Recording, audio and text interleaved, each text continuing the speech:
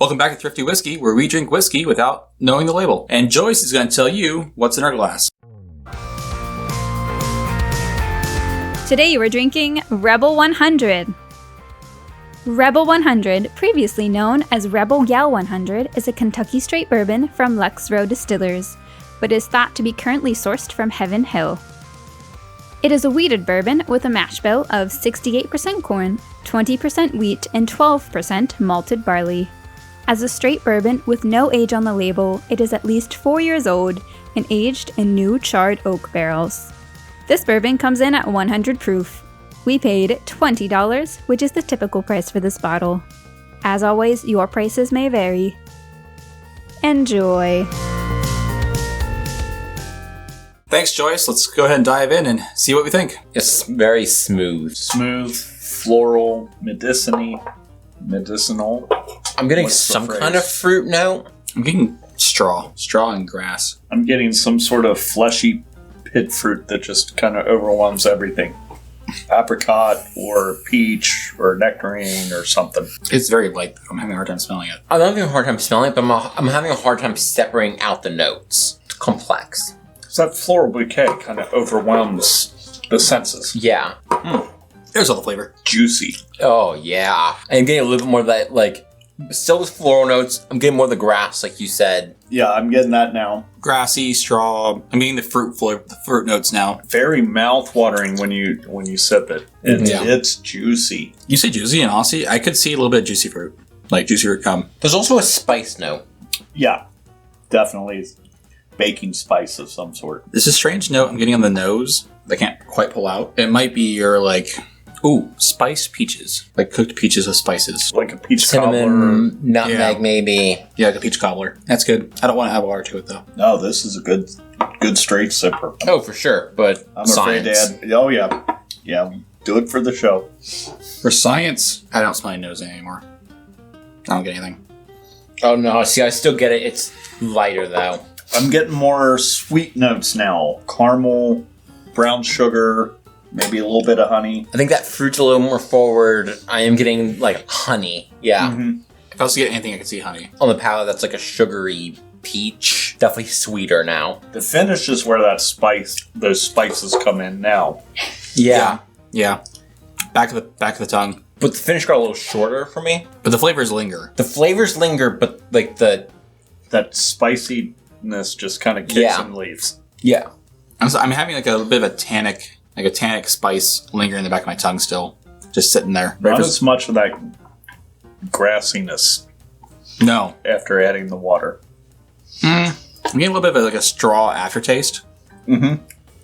On the finish. But yes, that's about it. Adding the water allows for those other flavors to come forward and be explored. I like this, though. Yes, I do. And like I said, it was a good straight sipper. I like it after adding the water, too. I can go either way with this one. I did like it better without the water, but it is still good with the water. You can still explore with it. Yeah. And be okay. All right, let's go ahead and dive into ratings then. On the nose, I'm going to give this one a 4. I thought it was incredibly inviting. It had a lot of great notes on the nose. With water, it wasn't quite as good on the palate. I'm going to give this one a 3.5. It lived up almost to... Yeah, I'm going to give it a 4. Because it lived up to that nose, but that juicy fruit note on the palate just... I think that's what kicks it from a 3.5 to a 4 for me. And then the finish, I'm giving it a 3. It's a nice average finish. Nothing to write home about, but solid. Nose, I'm going with a 4, same reasons as Erik. It was very inviting. I loved the notes I was getting. I loved that fruitiness. I loved the little bit of spiciness that I was getting. It's light caramel, light honey, but it improved as you add water. Those notes improved as you add water. The other ones kind of fell back a little bit. I'm keeping it at a 4 either way. I like it straight. I like it with water. I'll take it either way. Palate, I'm giving it a 4. What you got on the nose, that's what you're getting on the palate. And those flavors were done well. They transitioned well. I thought it was fantastic start to finish from between nose and palate. Going to the finish, I'm going to drop back to a 2.5. Nothing really exciting on the finish, nothing to write home about, like Erik said, but nothing really bad. So I'm just staying right in the middle of the road on our 1 to 5 rating.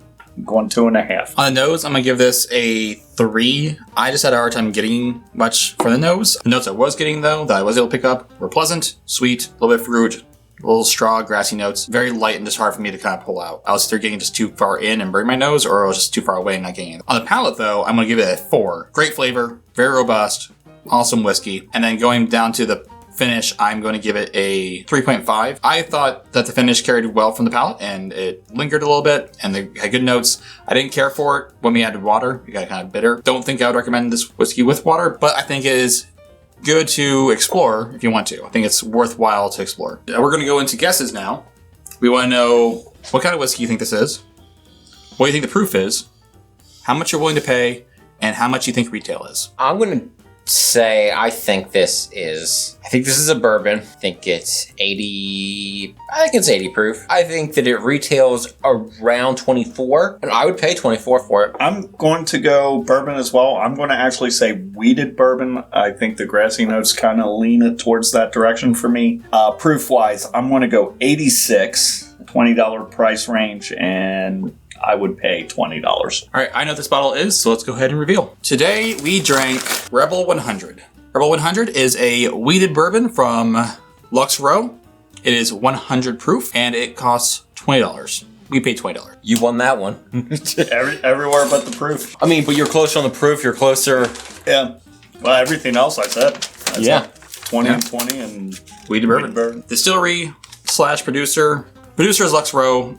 They're sourcing currently, and it's believed they're sourcing from Heaven Hill. Lux Row, though, is now owned by MGP, so that's probably going to change. For ratings, Distillery gave this an 86, and Whiskey Advocate an 88. Tasting notes from the web.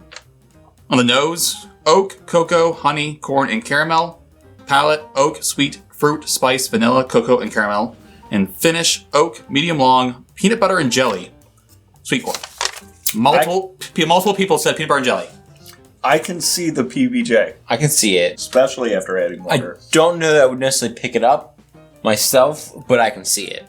Yeah, now that it's mentioned. Yeah. It's like, and I am hoping somewhere in the future you have this and this battling up against each other. Oh, yeah. Blind tasting. So now that we have this done, we are doing a battle between this one. This is no longer called Rebel Yell. It is called Rebel now, but we have the Rebel Yell bottle.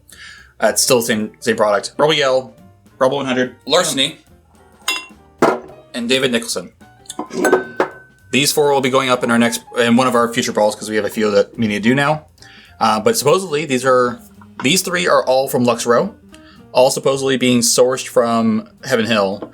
This actually is from Heaven Hill. The winner of this brawl, the 2 winners, will go up against Maker's Mark and Weller Special Reserve. All right, so that's all I have to say. Do you guys have anything else to say? It's a buy. Yeah, this is a buy. I said I would pay 24. I'll definitely pick it up for 20. Yeah, so This is one of the few bottles where you guys actually said either like at or higher than the price.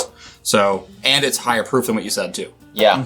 I know people around the internet love this bottle, so Lux Row, if somehow you can keep the same flavor profile for $20, please do that. Don't change anything. But I expect that something will change.